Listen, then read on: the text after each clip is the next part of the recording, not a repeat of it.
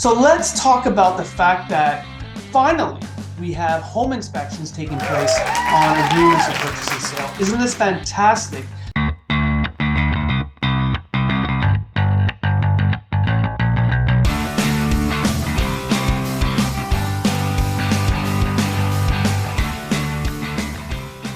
Hey everyone, I'm John DeFreitas. I'm a local real estate agent in Southwest Mississauga, bringing you some real estate tips once again. The market is balancing out. The buyers finally have an edge back where they have an opportunity to ask for inspection. So what I thought I would do is remind everyone a little bit about home inspection process and specifically what are your options as a buyer when results of a home inspection clearly point to something needs to be repaired or fixed. All right, so let me quickly remind everyone a little bit about what the home inspection process actually is.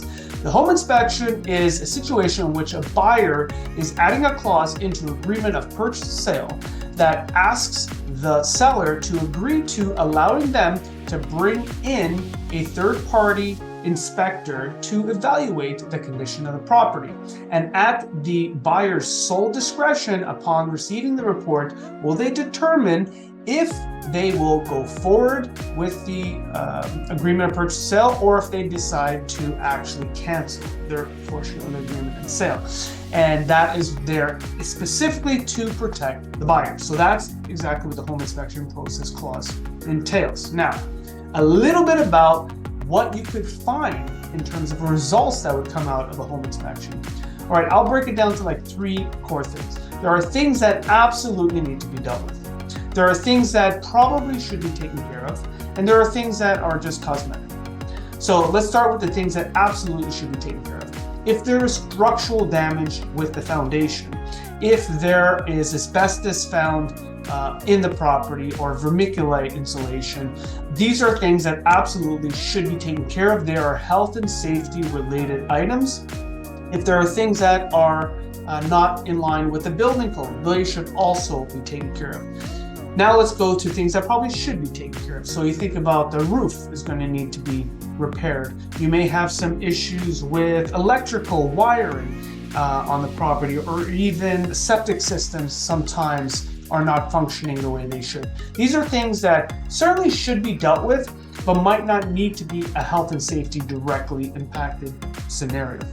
And then you have cosmetic wear and tear, which is just general wear and tear within the home. So those are the three kind of categories. Now let's talk about what options exist for a buyer. So let's put a scenario in place. Let's say that there is a situation that clearly shows in the home inspection report that a roof needs to be repaired.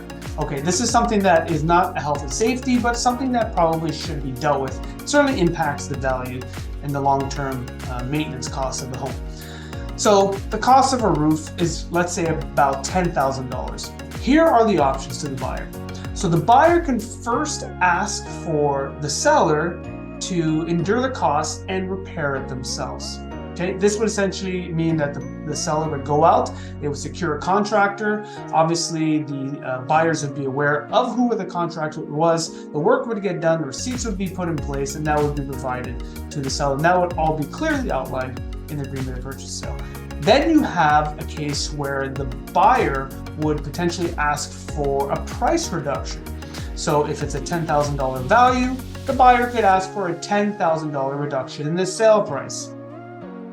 Third, you would have a situation where the buyer could ask for cash on closing. So this is more like cash in hand, so it's a credit.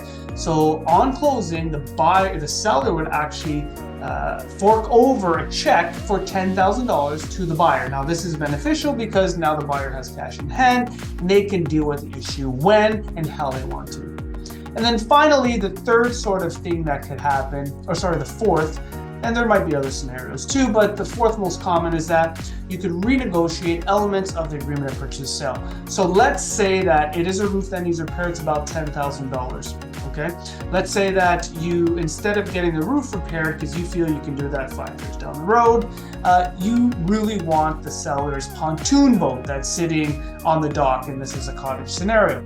So you can renegotiate to include the pontoon boat, assuming that it was within that $10,000 value estimate.